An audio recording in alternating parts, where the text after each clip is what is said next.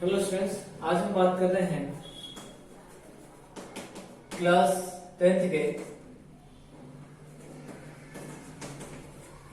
Chapter first real number. पर इसको समझने के लिए पूरे चैप्टर का जो मेन जो पॉइंट है वो है Euclid division level. Euclid division lemma. अब यूक्लिड डिवीजन लेमा क्या है, इसको समझने के लिए और थोड़ा सिंपल करते हैं, हमारी लैंग्वेज में जाते हैं। तो हम जब भी किसी भी नंबर को किसी दूसरे नंबर से डिवाइड करते हैं, जैसे हमने मान लिया कि 5 है, इस 5 को मैंने 4 से डिवाइड किया। जब मैं इस 5 को 4 से डिवाइड कर रहा हूं तो मेरा जो रिमाइंडर है वो 1 आ रहा है, जो क्वेश्चन है वो मेरा 1 आ रहा है। तो ये जो चीजें हैं, क्वेश्चन 1 आया और जो रिमाइंडर 4 आया, ये एक यूनिक है। आप जब भी 5 को 4 से डिवाइड करोगे तब हमेशा आपके पास में यही नंबर आएगा। मैं वापिस से रिपीट करके देखते हैं। पर 5 से मैंने 4 को डिवाइड किया है, रिमाइंडर मेरा 1 आएगा और जो क्वेश्चन है वो मेरा भी 1 आ रहा है। तो जब भी मैं इसको जितनी बार भी डिवाइड करूंगा तो हर बार में मेरे पास में रिमाइंडर और जो क्वेश्चन है वो हर बार इसमें भी वही आया है, इसमें भी वही आया है। तो इस चीज के बारे में यूक्लिड ने बताया था, यही यूक्लिड की थ्योरम। इतना सा कि जब भी हम कोई दो नंबर लेते हैं, तो एक इंटीजर ले लिया हमने, या हम a और b दो इंटीजर लेते हैं, तो जब भी उन्हें सॉल्व किया जाएगा तब हमें जो q और r जो मिलेंगे, जो q और r जो हमको मिलेंगे, ये एक यूनिक होंगे, जो केवल हमेशा एक ही जैसे आएंगे। जब भी हम डिवाइड करेंगे तब हमेशा एक जैसा ही हमें मिलेगा। तो उन्होंने इसका एक फार्मूला बना दिया कि इसको अरेंज किस तरह करें। तो उन्होंने क्या करा, a equal B Q plus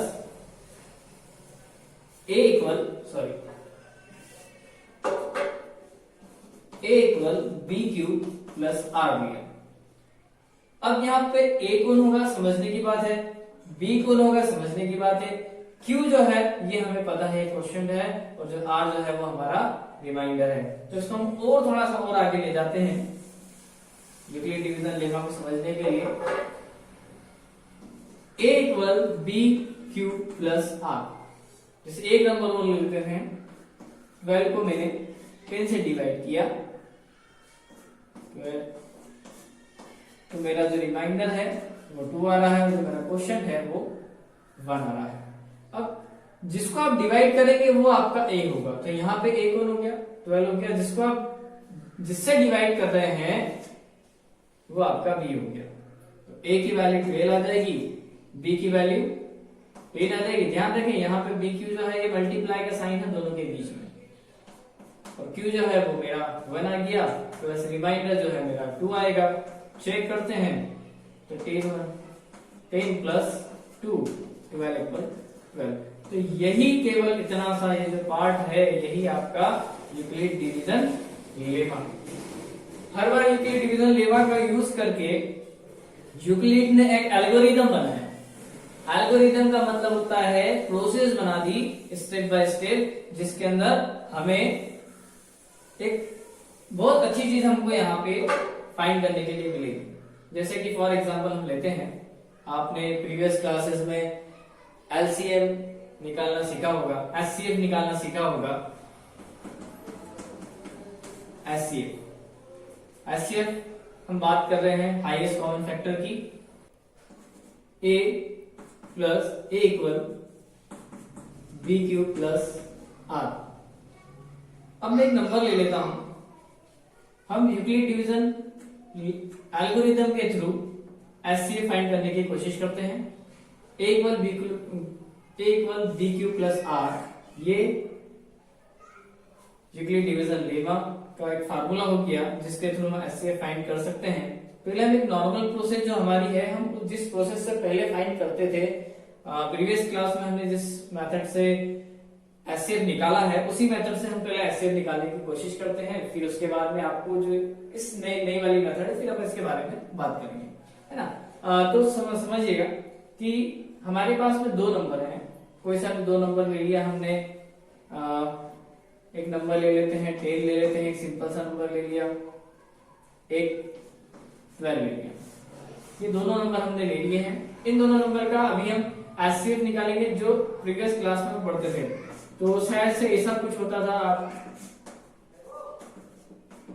आप 2 into 5 इज इक्वल टू 10। फिर हम बात करते हैं 12 की, तो 2 6 2 3 3 1, तो 2 into 3 इज इक्वल टू 12। यहाँ पे हम पेयर की बात करें तो एक पेयर बन गया है, तो एचसीएफ जो होगा वो हमारा 2 होगा।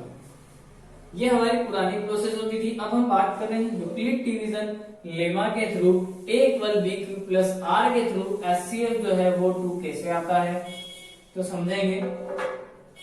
हमेशा a जो है a ग्रेटर होता है b से, तो यहाँ पे 12 इज ग्रेटर देन 10, तो हम बोल सकते हैं a की वैल्यू 12 है, b की वैल्यू 10 है। हम 12 को 10 से डिवाइड करते हैं, तो 1 टाइम 10 माइनस 2, ये हमारा r हो गया, ये हमारा q हो गया है। अब हम इसको a equal B Q plus r के फॉर्म में लिखेंगे, तो 12 इक्वल 10 इंटू 1 प्लस 2, इस तरीके से हमने इसको डिनोट कर दिया। ये हमारी जो थी फर्स्ट स्टेप है। अब जो रिमाइंडर है वो फिर से 10 को डिवाइड करेगा। जो रिमाइंडर है, जो आपका जो रिमाइंडर है वो अब 10 को डिवाइड करेगा। 2 से 10 डिवाइड होगा, तो 2 से 10 डिवाइड होगा 5 टाइम 10 माइनस करेंगे। अब आपको ये देखना पड़ेगा कि जब आपका जो रिमाइंडर है वो 0 आ रहा है या नहीं आ रहा है। फर्स्ट जब हमने डिवाइड किया था तो हमारा रिमाइंडर 2 आया था, लेकिन सेकेंड टाइम जब हमने डिवाइड किया तो हमारा जो रिमाइंडर है वो 0 हो गया। तो यहाँ पे हम बोल सकते हैं कि ये जो स्टेप है हमारी लास्ट स्टेप है और यही आंसर की स्टेप है। तो एचसीएफ कैसे निकालेंगे, तो जब आप जिससे आपने डिवाइड करके, क्योंकि आपने 2 से डिवाइड करके 0 लाया, तो ये जो 2 है आपका, यही आपका एचसीएफ का आंसर है। तो इसमें सेकंड स्टेप यदि हम देखें पहले, तो हमने 10 को डिवाइड किया था, 2 से डिवाइड किया, क्वेश्चन 5 आया है और रिमाइंडर मेरा 0 आया है। पर ये रिमाइंडर 0 कब आया है, किससे डिवाइड करने पे आया है, 2 से डिवाइड करने पे आया है। तो हम क्या लिखेंगे, HCF of 12 10 is equal to 2 हो गया। ये हमारी प्रोसेस थी एचसीएफ फाइंड करने की। चलिए अब हम बात करते हैं एचसीएफ की। Find HCF of 135 and 225 by Euclid division algorithm.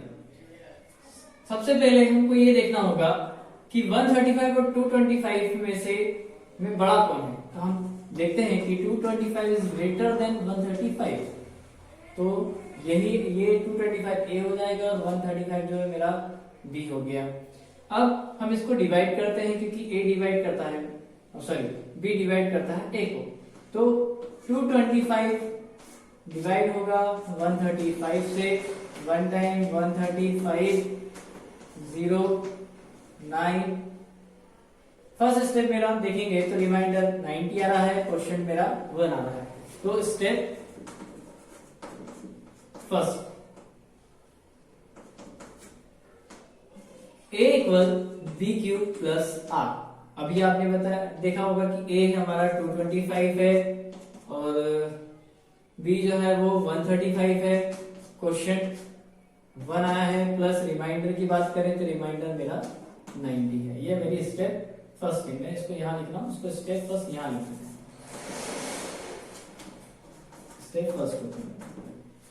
अब हम फिर से अब रिमाइंडर से 135 को डिवाइड करेंगे, तो रिमाइंडर 90 है, 90 से मैं 135 को डिवाइड कर रहा हूं, तो 1 टाइम 90 होगा, माइनस करेंगे 45। यहाँ पे रिमाइंडर 45 है और क्वेश्चन 1 है। अब स्टेप सेकेंड के अंदर यदि आप ध्यान से देखें तो 135 जो है डिवाइड किया हमने 90 से, तो क्वोशिएंट है वो 1 है और रिमाइंडर 45 है। फिर से आगे यदि हम बात करें, 45 रिमाइंडर जो है ये डिवाइड करेगा जिस तरीके से 90 ने 135 को डिवाइड किया, वैसे 45 डिवाइड करेगा 90 को। तो 45 डिवाइड कर रहा है यहाँ पे 90 को 2 टाइम देखते हैं, तो ये 90 हो जाएगा और ये 0। यहाँ पे आप ध्यान से देखेंगे तो आपको रिमाइंडर जो है वो 0 होता हुआ दिख रहा होगा। स्टेप थर्ड है मेरी, 135 को 90 को डिवाइड किया मैंने 45 से, क्वोशिएंट 2 है और रिमाइंडर 0 है। अब स्टेप को यहीं पे जो प्रोसेस हमारी है, प्रोसेस यहीं पे स्टॉप हो जाएगी। क्यों? क्योंकि हमें रिमाइंडर 0 लाना था, तो हमने यहाँ पे 0 रिमाइंडर ला दिया है। यदि हम 0 रिमाइंडर ला देते हैं तो स्टेप जो है हमारी स्टॉप हो जाएगी। किसके थ्रू हमने, किससे डिवाइड करके हमने रिमाइंडर 0 लाया? तो हमने बोला देखा है कि 45, तो हम यहाँ पे लिखेंगे HCF ऑफ 135 225 इज इक्वल 45। क्योंकि नॉर्मली यदि हम HCF निकालने के लिए पुरानी मेथड यूज करते हैं तो वो कुछ हद तक छोटे नंबरों के लिए सही है, लेकिन जहां पे बड़े नंबरों की बात आ जाती है तो वहां पे यूक्लिड डिवीजन एल्गोरिथम जो है ये सबसे बेस्ट मेथड है।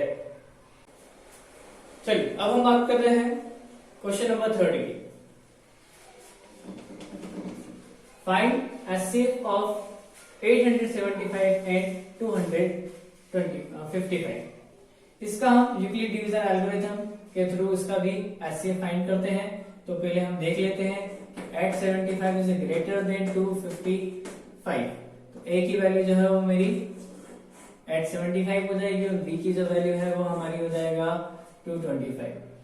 हम वापिस से A equal B cube plus R वाली प्रोसेस करें। A हमारा 875 है, डिवाइड कर रहे हैं 225 से। यदि आप 875 को 225 से डिवाइड करेंगे तो क्वेश्चन आपका 3 और रिमाइंडर आपका 102 आएगा। ये हमारी स्टेप फर्स्ट। सेकेंड स्टेप की यदि हम बात करें तो वापिस से जो रिमाइंडर है 102, ये 102 जो रिमाइंडर है डिवाइड करेगा किसको? 255 को। अब 255 डिवाइड होगा 102 से, तो 2 टाइम 402 150। तो आप देखेंगे कि रिमाइंडर हमारा 51 है, क्वेश्चन 2 है, क्वेश्चन 2 हो गया प्लस रिमाइंडर 51 आ गया। आगे फिर इस प्रोसेस को, क्योंकि जब तक रिमाइंडर 0 नहीं है, यहाँ पे रिमाइंडर 0 नहीं हुआ, यहाँ पे भी रिमाइंडर 0 नहीं हुआ, प्रोसेस को फिर आगे बढ़ाना है। फिर 51 डिवाइड करेगा किसको? 102 को।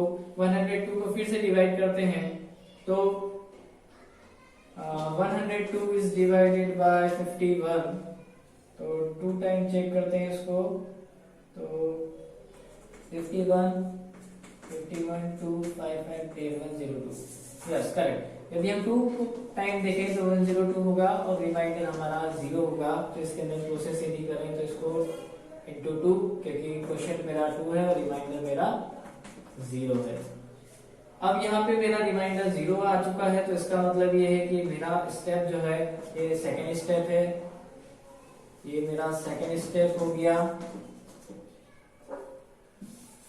और यहाँ पे स्टेप थर्ड आ गई। इसे मैं और आगे बढ़ाता कब? यदि मेरा रिमाइंडर 0 नहीं आता। रिमाइंडर मेरा 0 आ चुका है, इसलिए मैं सिस्टम के प्रोसेस को यहीं पे हम रोक रहे हैं। और रिमाइंडर किससे डिवाइड करने पे 0 आया? तो यहाँ पे हम देख रहे हैं कि 51 से जब हमने डिवाइड किया था 102 को, तो रिमाइंडर 0 आया। इसलिए हम देख सकते हैं कि HCF ऑफ 875 एंड 255 दोनों का जो HCF है वो हमारा 51 आ रहा है।